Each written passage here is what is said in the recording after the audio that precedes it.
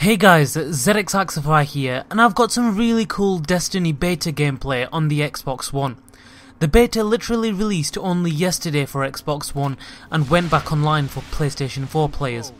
The gameplay that you guys are seeing is the Crucible Mode, which is basically player versus player, where you can play standard multiplayer with other people. The gameplay I'm playing is called Control, where the main objective is to hold 3 zones to score points, a really common game mode amongst first-person shooters, and it works really well within Destiny. Control is the only game mode available to play on the beta at the moment. There are 5 others, however they will only be playable when the game launches.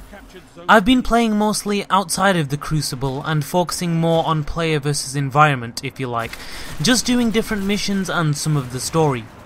I've reached the max level which has been set for the beta, so there hasn't been much of the story I've been able to play, mostly because of a lot of the things are locked in the beta and I'm not getting any level progression, so I've just been having fun playing against other players. I was looking forward to playing Destiny. I've been looking forward to the game for a while actually, but I never knew whether I'd actually enjoy it. I'm not really a Halo fan, and Bungie were behind Halo and they're behind Destiny also, and there are a few similarities in there, so I wasn't sure whether I'd grow to like Destiny. But after playing the beta non-stop since it released, I can safely say that I am seriously impressed with this game. From start to finish, it's been smooth gameplay and plenty to do, whilst at the same time having the fun of playing with other players. I've had encounters of really cool bosses, but difficult also I should say, and exploring the different environments the game has to offer. It's not like there's just one big place to explore. There are different planets, and every planet has different regions which hold different missions on certain scales, some being easy, some being a little more difficult, which will require matchmaking, which teams you up with other players who are seeking to do the same mission.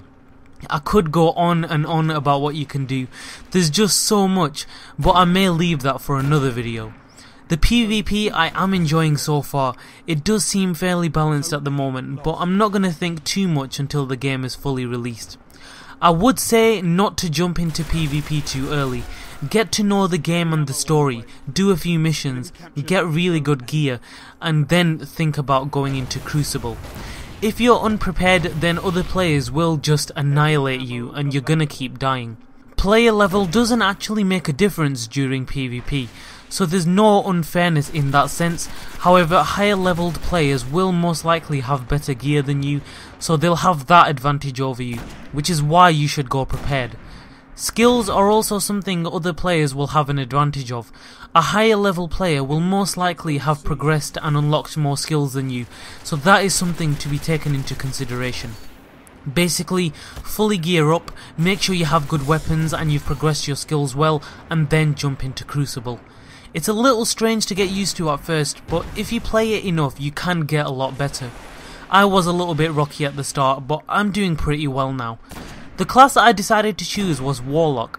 After deciding a little bit about it and looking at different skills, I realised it was definitely the class for me. Even though there's only 3 classes in the game, there is at least something for everyone, so I think this is something the game has done really well.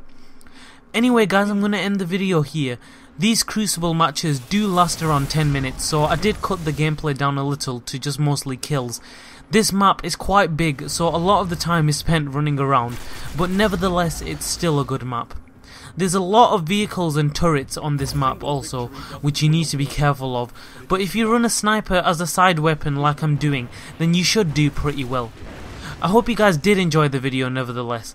I may upload more videos showing things I spoke about in this video, so be sure to stick around my channel for that.